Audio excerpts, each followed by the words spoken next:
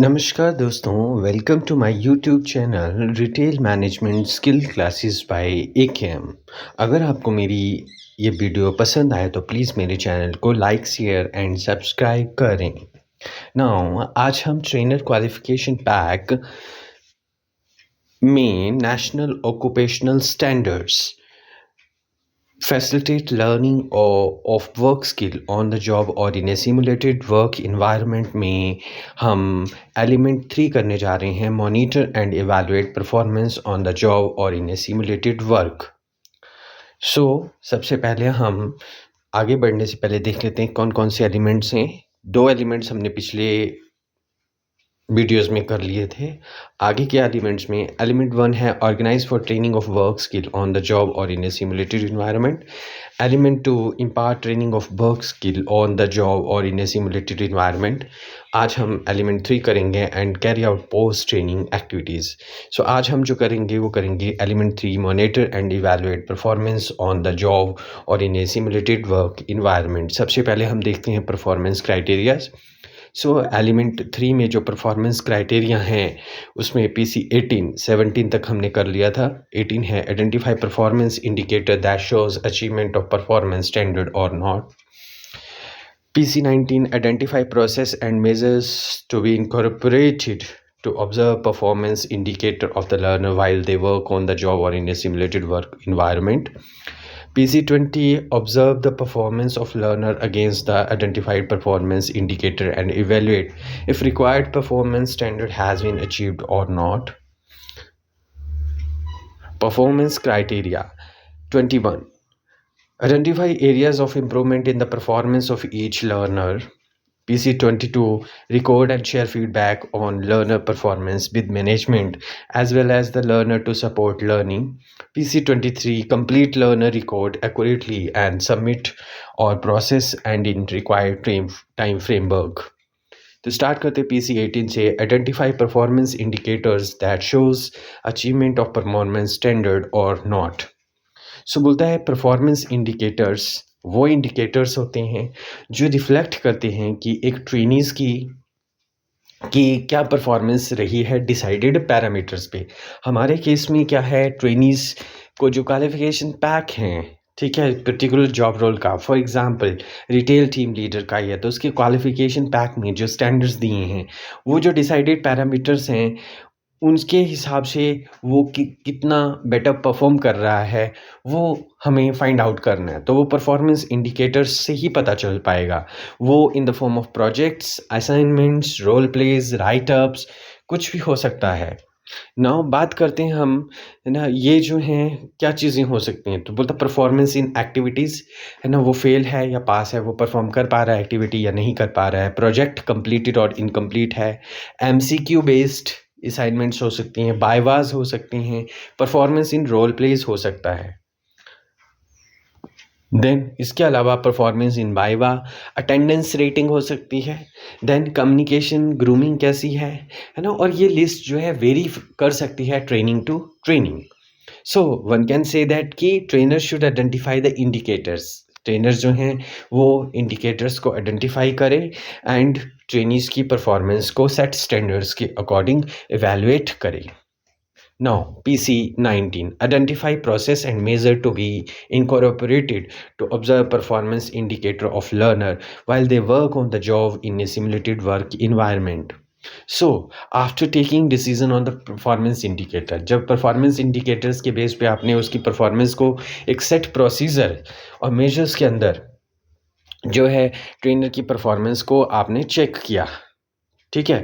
Now, है ना, जो प्रोबेबल इंडिकेटर्स हो सकते हैं वो क्या है कि ग्रूमिंग, है ना, ग्रूमिंग में वो कैसा है, या कम्युनिकेशन, अटेंडेंस या कॉन्फिडेंस में कैसा है, डिसिप्लिन में कैसा है ना। जो आप क्या करते हो इसको रेट करते हो सर्टेन स्केल, है ना। ये स्केलिंग जो है ना, ये वेरी कर सकती है। 1 to 5, 1 जो है हाईएस्ट हो सकती है और 5 लोएस्ट हो सकती है, या 5 हाईएस्ट या 1 लोएस्ट, है ना। और ये जो रेटिंग है ये रैंकिंग हो सकती है ना। ये रेटिंग जो है 1 to 10 के स्केल पे भी हो सकती है, मार्किंग के बेस पे भी हो सकती है। तो बोलता है ये जो परफॉर्मेंस इंडिकेटर्स हैं, जो भी प्रोसेस है वो आपको है ना पहले से ही डिसाइड करना है ना, जो भी job training on the job training में किसी तरह की परफॉर्मेंस को इवैल्यूएट करने के लिए, सो दैट कि ट्रेनिंग आउटकम को भी अचीव किया जा सके विद इन टाइम फ्रेमवर्क, और दूसरा ट्रेनिंग्स को भी इम्प्रूव करवाया जा सके। Now PC20, observe the performance of the learner against the identified performance indicator and evaluate if required performance standard has been achieved or not. बोलता है, जैसे हमने बताया कि हम क्या करते हैं, रेटिंग करते हैं परफॉर्मेंस इंडिकेटर्स की। रेटिंग 1 to 5 का स्केल हो गया, है ना। Rating of 1 and 2 indicate the below level and, और ये इन्फो करता है कि पर्टिकुलर स्टैंडर्ड्स के लिए एक पर्टिकुलर ट्रेनी जो है वो रेडी है उस जॉब रोल के लिए, उस पर्टिकुलर स्टैंडर्ड्स के लिए और नहीं। नाउ बात करते हैं PC21, sorry, identify area of improvement in the performance of learner. अब जब हमने रेटिंग की है तो हमें लोएस्ट रेटिंग से कहीं ना कहीं जो है पता चल जाएगा कि एक ट्रेनीज को कौन से परफॉर्मेंस इंडिकेटर्स पे वर्क करवाने की ज़रूरत है और उसको वर्क करने की ज़रूरत है ना, कहाँ पे उसको ज़्यादा अटेंशन चाहिए है। ठीक है, so with respect to this हम बोल सकते हैं कि हम जो सेट्स की स्किल्स के स्टैंडर्ड्स हैं या जो ट्रेनिंग के आउटकम्स होने चाहिए at the end of the sessions, है ना, वो अचीव हो रही हैं या नहीं है, तो ये इन परफॉर्मेंस इंडिकेटर से पता चल जाएगा। इससे क्या है, एक जो ट्रेनर है उसको भी फीडबैक मिलेगा कि हमें उसको अपने सेशन में कहीं मॉडिफिकेशन करनी है, कहीं रेक्टिफिकेशन करनी है, ताकि फ्यूचर में वो पॉसिबिलिटीज़ और ज़्यादा अपनी ट्रेनिंग को इम्प्रूव कर पाए। दूसरा, ट्रेनीज को भी इम्प्रूवमेंट का स्कोप पता चल सके। Now, PC22, record and share feedback on the learner performance with management as well as the learner to support learning. बोलता है ये जो फीडबैक आपने जो रेटिंग किया है डिफरेंट एक्टिविटीज़ को लेके, डिफरेंट परफॉर्मेंस इंडिकेटर्स को लेकर, तो बोलता है ये जो फीडबैक है ये लर्नर्स के साथ ज़रूर शेयर करो, सो दैट कि एक लर्नर्स को पता चल सके कि उसके कौन कौन से ऐसे एरियाज़ हैं जो कि नीड इम्प्रूवमेंट्स, जिसको इम्प्रूवमेंट की ज़रूरत है ना। और यही नहीं, मैनेजमेंट के साथ भी डिस्कस करें ये चीज़, सो दैट कि मैनेजमेंट के भी ऑर्गेनाइजेशंस के भी माइंड में एक पिक्चर रहे कि कौन से स्टूडेंट्स को स्पेशल अटेंशन की ज़रूरत है, क्योंकि इंडिविजुअल डिफरेंसेस एग्जिस्ट करते हैं। तो सम टाइम जो है सम जो ट्रेनीज हैं need more attention as compared to others, तो इस चीज़ के बारे में पता चल जाता है। तो इससे क्या है, उनकी लर्निंग में सपोर्ट हो सकती है, इम्प्रूवमेंट करवाई जा सकती है लर्नर के पार्ट पे भी। Now, PC23, complete learner record accurately and submit or process and in the required time framework. So now, submit जो भी रिकॉर्ड हैं, चाहे परफॉर्मेंस इंडिकेटर्स से रिलेटेड हैं, चाहे कोई भी रिलेटेड रिकॉर्ड्स है ट्रेनिंग्स का, उसको टाइम फ्रेमवर्क के अकॉर्डिंग क्या है फुलफिल करना है आपको। टाइम फ्रेमवर्क में उसको रिकॉर्ड को मेंटेन करना है ना। अब फॉर एग्जांपल असेसमेंट का ही रिकॉर्ड है, अगर कोई एक्टिविटीज़ का रिकॉर्ड है, अगर टाइमली आप फीडबैक नहीं दोगे लर्नर को, है ना, तो वो इम्प्रूवमेंट के लिए उसके पास स्कोप ऑफ टाइम जो है वो कम रह जाएगा, है ना। लर्नर परफॉर्मेंस ये रिकॉर्ड जो है मेंटेन करने हैं टाइम फ्रेम के अंदर, और इन जो रिकॉर्ड्स हैं वो फ्यूचर रेफरेंस के लिए यूज़ किया जा सकता है। आप अपने सेशन प्लान को और ज़्यादा बढ़िया इम्प्रूवमेंट करने के लिए यूज़ किया जा सकता है इसको। इसके अलावा जो है, जो ऑर्गेनाइजेशंस की नीड है, रिक्वायरमेंट है किसी पर्टिकुलर बैच को लेकर, है ना, उसको क्लाइंट की नीड को फुलफिल करने के लिए इसका रिकॉर्ड का यूज़ किया जा सकता है।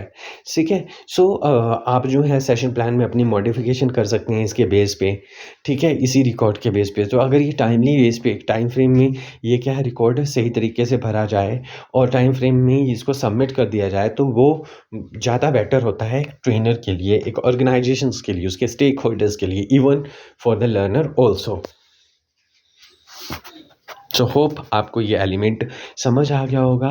अगर ये एलिमेंट समझ आया है तो प्लीज़ मेरे channel retail management skills classes bye AKM को लाइक, शेयर और सब्सक्राइब करें। Thank you.